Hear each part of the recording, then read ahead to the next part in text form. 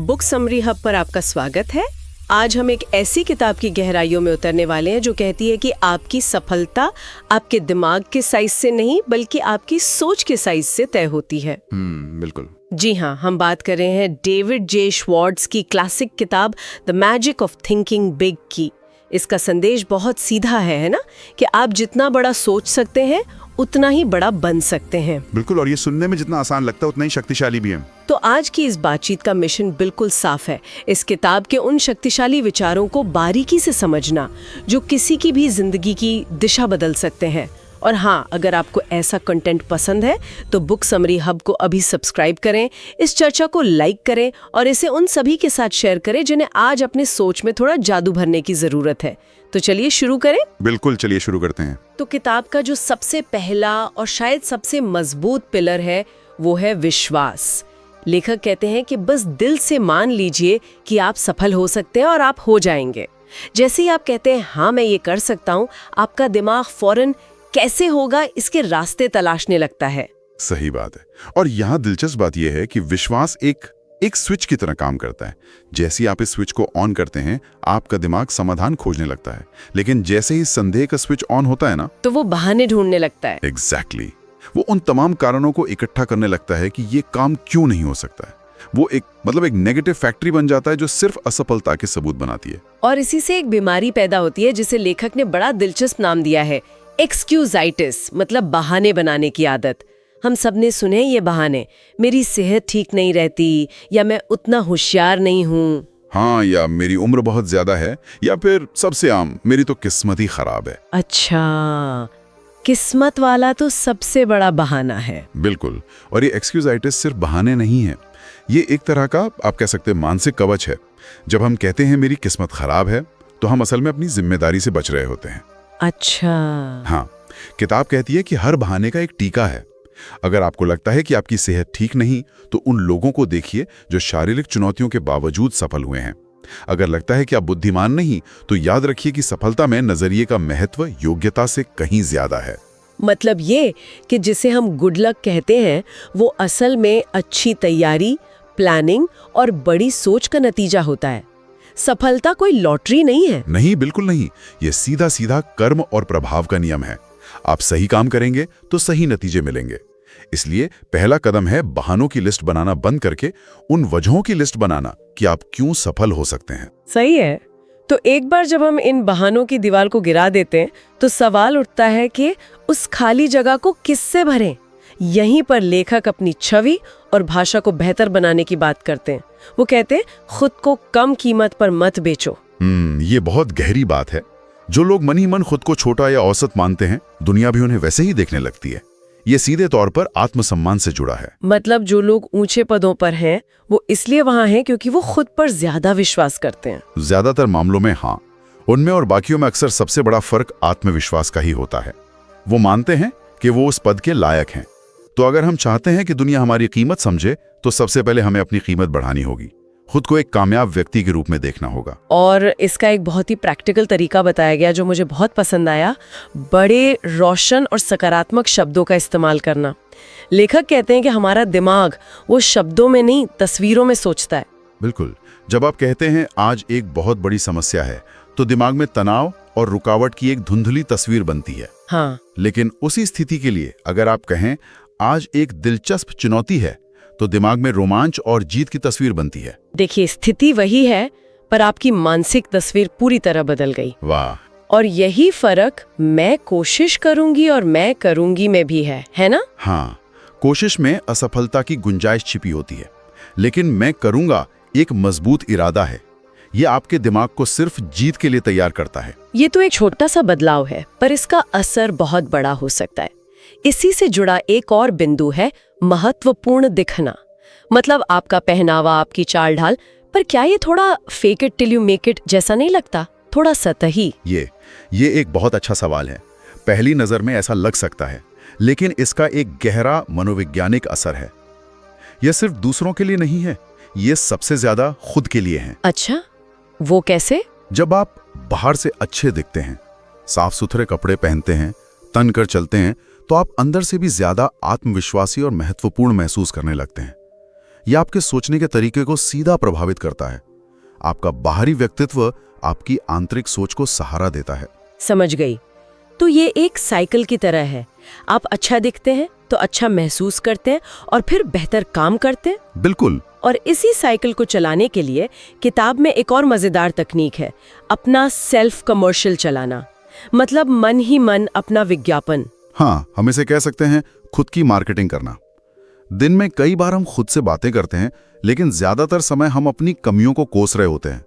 मुझसे ये गलती हो गई, मैं ये नहीं कर सकता। हाँ, ये तो होता है। लेखक कहते हैं कि इस नेगेटिव सेल्फ टॉक को बदलकर एक पॉजिटिव कमर्शियल बनाएं। एक 60 सेकंड का विज्ञापन तैयार करें जिसमें आप अपनी खूबियों, अपने लक्ष्यों को दोहराएं। आपका अवचेतन मन बहुत भोला होता है। आप उसे जो बार बार सुनाएंगे वो उसे सच मान लेगा। वाह। तो अपनी तारीफ करने की आदत डालनी चाहिए। बिल्कुल, खुद को सजा देने की बजाय। तो ठीक है, हमने अपने विश्वास पर काम किया, बहानों को दूर किया और अपनी छवि को अपग्रेड किया। लेकिन इस नई सोच को बनाए कैसे रखें, इसके लिए लेखक एक बहुत शानदार मानसिक फिल्टर देते हैं। वो कहते हैं कि जब भी आप किसी छोटी मोटी बात में उलझे तो खुद से पूछें, क्या एक महान इंसान इस स्थिति में ऐसे सोचता? ये एक कमाल का टूल है। ये आपको तुरंत छोटी छोटी बातों से ऊपर उठा देता है। मान लीजिए कोई ट्रैफिक में आप पर बेवजह चिल्ला गया, आपका मन करेगा कि पलटकर जवाब दें। हाँ, बिल्कुल करेगा। लेकिन जैसे ही आप खुद से पूछेंगे, क्या एक लीडर इस छोटी सी बात पर अपनी मानसिक शांति भंग करेगा, आपको तुरंत जवाब मिलेगा नहीं। वो इसे नजरअंदाज करके अपने बड़े लक्ष्यों पर ध्यान देगा। ये तो बहुत जरूरी है। पर ये सब तो हुआ आंतरिक काम। बराबर। किताब इस बात पर भी बहुत जोर देती है कि हमारे आसपास का माहौल हमारी सोच को गढ़ता है। लेखक इसे माइंड फूड कहते हैं। हाँ, जैसे आप खाना खाते हैं आपका शरीर वैसा बनता है, उसी तरह आप जैसा माइंड फूड खाते हैं, मतलब आपके दोस्त, किताबें, वीडियो, आपकी बातचीत, आपका दिमाग और आपका भविष्य वैसा ही बनता है। जिम रॉन की एक मशहूर कहावत भी है ना कि आप उन 5 लोगों का औसत होते हैं जिनके साथ आप सबसे ज्यादा वक्त बिताते हैं। बिल्कुल। और ये सिर्फ एक कहावत नहीं है। हमारे दिमाग में मिरर न्यूरॉन्स होते हैं जो अनजाने में हमें अपने आसपास के लोगों के व्यवहार और सोच की नकल करने पर मजबूर करते हैं। तो जब आप नकारात्मक, छोटी सोच वाले लोगों के साथ रहते हैं तो आपका दिमाग भी वैसे ही सोचने लगता है। एग्जैक्टली। तो इसका मतलब साफ है, अगर अपनी सोच का स्तर उठाना है तो अपने माहौल का स्तर उठाना ही होगा। पर ये कहना आसान है, करना मुश्किल। कोई अपने परिवार या सहकर्मियों को रातों रात कैसे बदल सकता है? देखिए, किताब इसके लिए बहुत व्यवहारिक सलाह देती है। आपको सब कुछ 100% बदलने की जरूरत नहीं है। सबसे पहले सचेत रूप से सफल और सकारात्मक सोच वाले लोगों की संगत की तलाश करें, किसी क्लब से जुड़ें। दूसरा, अपनी मीडिया डाइट को बदलें। गॉसिप की बजाय अच्छी किताबें पढ़ें, प्रेरणादायक पॉडकास्ट सुनें। तीसरा, उन लोगों से सलाह लें जो आपसे आगे हैं। और चौथा, छोटी छोटी बातों और गॉसिप से दूर रहें।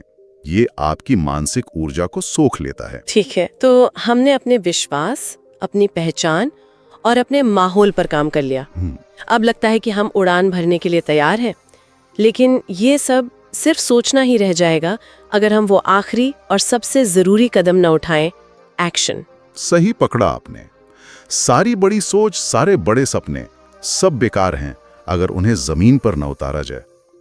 लेखक कहते हैं कि 2 तरह के लोग होते हैं। एक पैसिविस्टनिस्ट जो सिर्फ सोचते हैं और सही समय का इंतजार करते हैं, और दूसरे एक्टिविस्टनिस्ट। हाँ, एक्टिविशनिस्ट। मैं इन्हें शुरुआत करने वाले कहता हूं। वे काम करते हैं, वे पहल करते हैं। हम में से ज्यादातर लोग परफेक्ट वक्त का इंतजार करते हैं, लेकिन सच तो यह है कि परफेक्ट जैसा कुछ होता ही नहीं है। शुरुआत करने के लिए बस शुरुआत करनी होती है। बिल्कुल। और एक्शन के साथ साथ एक और महत्वपूर्ण विचार है, दृढ़ता के साथ प्रयोग धर्मिता। मतलब परसिस्टेंस विद एक्सपेरिमेंटेशन। हम सब ने सुना है, हार मत मानो। लेकिन सिर्फ एक ही तरीके से बार बार सिर पटकते रहने से भी तो कुछ नहीं होता। सही बात है। थॉमस एडिसन का उदाहरण दिया जाता है कि वो बल्ब बनाने में 10,000 बार असफल हुए। यहाँ ध्यान देने वाली बात यह है कि उन्होंने 10,000 बार एक ही काम नहीं किया, उन्होंने हर बार एक नया प्रयोग किया। अच्छा, यही है दृढ़ता के साथ प्रयोग धर्मिता। आपका लक्ष्य मजबूत होना चाहिए, उस पर टिके रहें। लेकिन अगर कोई तरीका काम नहीं कर रहा तो उस तरीके से चिपके ना रहें, उसे बदलें, नया प्लान बनाएं। मतलब जिद्दी अपने लक्ष्य के लिए बनो, अपने तरीकों के लिए नहीं। बिल्कुल। असफलता का मतलब है कि हमें तरीका बदलने की जरूरत है, लक्ष्य बदलने की नहीं। ये तो बहुत शक्तिशाली विचार है। और जाहिर है इन सब चीजों के लिए एक साफ सुथरे लक्ष्य का होना तो बेहद जरूरी है। हाँ, लक्ष्य आपके दिमाग के लिए एक ऑटोमेटिक गाइडेंस सिस्टम की तरह काम करते हैं। जब आपके पास एक स्पष्ट लक्ष्य होता है तो आपका दिमाग अनजाने में उन अवसरों और लोगों को पहचानने लगता है जो आपको लक्ष्य तक पहुंचने में मदद कर सकते हैं। और अंत में लेखक कहते हैं कि एक लीडर की तरह सोचें। और यहाँ लीडर का मतलब सिर्फ मैनेजर या बॉस होना नहीं है ना। नहीं, बिल्कुल नहीं। नेतृत्व का असली मतलब है दूसरों को प्रभावित करना और हमेशा प्रगति के बारे में सोचना, चीजों को बेहतर कैसे बनाया जाए। जब आप पहल करते हैं, जिम्मेदारी लेते हैं, तो आप एक लीडर की तरह काम कर रहे होते हैं, चाहे आपका पद कुछ भी हो। तो आज के इस पूरी बातचीत का सार यही है कि हमारे बाहरी दुनिया हमारे अंदर की दुनिया का ही प्रतिबिंब है। बड़ा सोचे, बड़ा विश्वास करें और सबसे जरूरी एक्शन लें। लेकिन इस सब पर सोचने के बाद मेरे मन में एक सवाल आ रहा है। पूछिए। ये किताब बड़ी सोच के बारे में है जो बड़ी सफलता दिलाती है, पर क्या सबसे पहली और सबसे बड़ी सोच सिर्फ ये विश्वास करना नहीं है कि आप अपनी सोच का आकार ही बदल सकते हैं?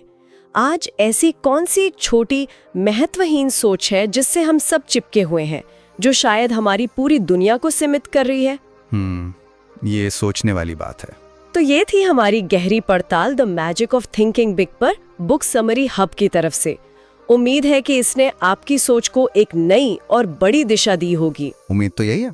याद रखें, हर बड़ी कामयाबी की शुरुआत एक बड़ी सोच से ही होती है। बिल्कुल। अगर आपको ये चर्चा पसंद आई तो लाइक का बटन जरूर दबाएं और ऐसे ही जीवन बदलने वाले विचारों के लिए बुक समरी हब को सब्सक्राइब करना न भूलें। हाँ, जरूर। हमें कमेंट्स में बताइए कि इस किताब का कौन सा सबक आपके दिल को सबसे ज्यादा छू गया। और हाँ, इस ज्ञान को अपने दोस्तों और परिवार के साथ जरूर शेयर करें जिन्हें आज ही बड़ा सोचना शुरू करने की जरूरत है। जल्द ही मिलेंगे एक और जबरदस्त किताब के साथ। तब तक बड़ा सोचते रहिए और आगे बढ़ते रहिए। धन्यवाद। धन्यवाद।